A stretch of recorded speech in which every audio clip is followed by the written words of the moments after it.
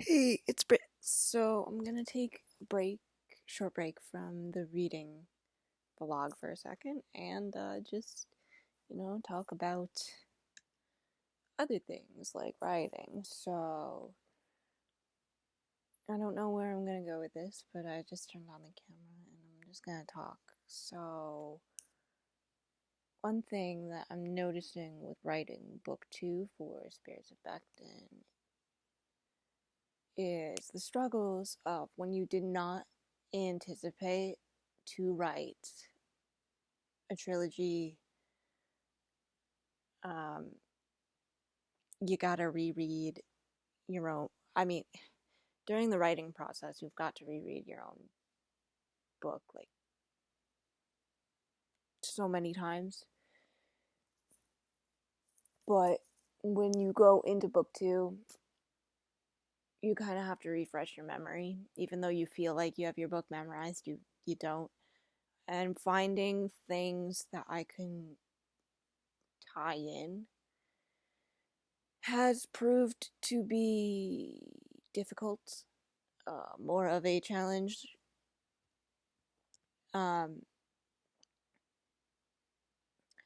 that's the main problem when um, two of your characters from the previous book uh, are ghosts and are no longer in the home. So that's been difficult, but it has been fun mostly. Um, for rumors, I did not get to write in Trevor's point of view, so that has been interesting. And also, now that Annie is a lot older, I can kind of delve deeper into her character, which has been nice. And an additional character is being added. That was briefly, excuse me, that was briefly in Rumors from the Attic, is now one of the main characters.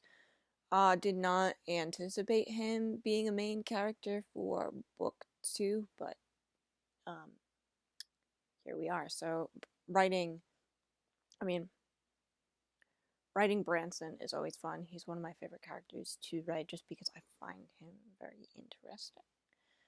Um, and I'm glad that I decided to put him in book two, even though it's proved challenging. I like a challenge and I like to accept challenges, so that's good in a way. Um, but yeah, just finding things to tie in has been hard without it feeling forced, and it's also not at the pace that I would like it to be at the moment. Right now, I feel like it's very. The pacing for Act 1, which I'm working on right now,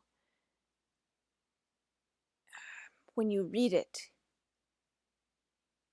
it's fast, and I don't want it to be that fast in Act 1. So I have to do something about that. I'm trying to lengthen chapters without it feeling forced. I want everything to have a purpose, and I know it's only draft one and a half, and things can be fixed. That's what I'm trying to tell myself. Um, yeah, the audiobook for Rumors from the Attic is currently in production. It's narrated by Gary Morrell, who is wonderful, and I adore his narration.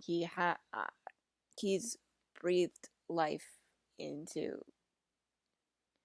the characters that I don't think I could have done by myself. their personalities really shine through with Gary's narration, and that makes me that makes me very happy. Um, and he puts a lot of extra work that he probably doesn't have to. But he does because he's a good guy.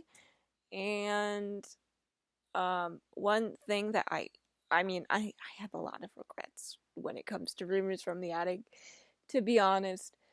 There are things that I do differently now than when I published it, but you can't really go back on that now. You can edit things, but you can't like make dramatic changes. Um, and one of the things that I wish I did before publication was get more UK based beta readers, because I had a lot of American beta readers and Canadian beta readers, and that was fine. But Gary pointed out to me the other day that one of my main protagonists, Kevin, plays baseball, and I knew it wasn't common in the UK to play baseball, but um, he made the suggestion, hey, do you want me to change this in the audiobook to him playing cricket, since that's more common?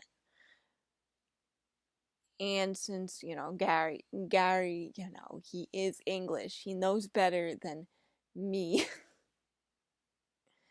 um, I said, yes, please do that, please. Um, so I'm probably gonna have to go back in the files somehow and change that in the physical book for Rumors from the Attic. I don't, and the ebook. But I just, these are things that I should have looked into better. And I mean, rookie mistakes happen. Um, and it's fine. Things that I did not anticipate changing when it comes to being a writer is, well, now I have a portable keyboard. Um, Mostly because my um, dog took his massive paw and knocked out one of the keys on my MacBook keyboard, and it has not worked the same since. And since it is a vowel letter, it is a vital thing that I need to write. So I have a wireless keyboard now, which has done wonders for my posture. Now I'm not like hunched over all the time. But yeah, those are things that I wish I'd done differently. I wish I got more UK based beta reader feedback so they could have pointed things like that out. Because I can only, as somebody who has not grown up in the UK, I can only go, research can only get me so far, and I missed the mark on that one, uh, which happens. It's inevitable, but thankfully I have people that are willing to remedy that, I suppose, which to turn that negative into a positive is a good thing. So yeah, we live and we learn. Another thing that I did not anticipate is, since I write in UK English now, I use the British spellings for everything. That has become my default. Um, American spellings look very strange to me. Strange to me now.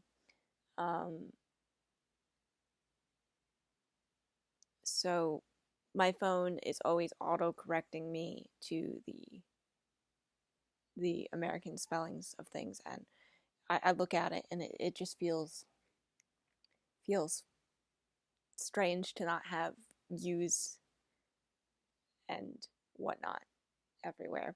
But have I rambled on long enough? I think I have rambled on long enough. I'll see you guys soon.